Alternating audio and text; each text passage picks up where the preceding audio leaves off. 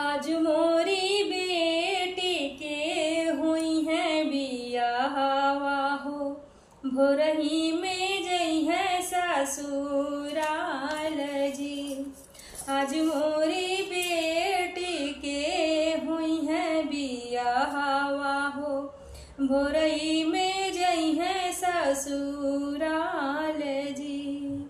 जब डोला जाला हो बाबा के दुआरावा हो, बेटी रोवली हृदय फार जी। जब डोला जाला हो बाबा के आगावा, बेटी रोवेली हृदय फार जी। रोई रोई बेटी हो बाबा से पूछेली, कैसन बाड़े रीतिया रिवाज जी। भैया तबाड़े बाबा तोहरे महलिया हो, हमके काहे भेजला दूर देश जी।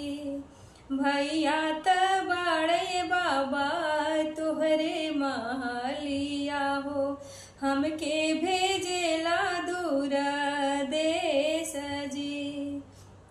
भैया त सुतै बाबा माई के गोदिया हो, हम काहे भेजे ससुराल जी। भैया त सुतै बाबा माई के गोदिया हो, काहे हमके भेजा ससुराल जी। के मोरा जनिया बाबा भूखिया पियासिया हो, के जनिया दुखवा हमार जी। के मोरा जनिया बाबा भूखिया पियासिया हो, के जनिया दुखवा हमार जी। के मोरा सुनिया बाबा दिलवा के बतिया हो, आज मोरी दुनिया वीरान जी। सासू त जनिया बेटी भूखिया पियासिया हो, ननदी जे दुखावा तो हार जी। स्वामी से कहिए बेटी दिलवा के बतिया हो, उन्हीं से दुनिया उजियार जी।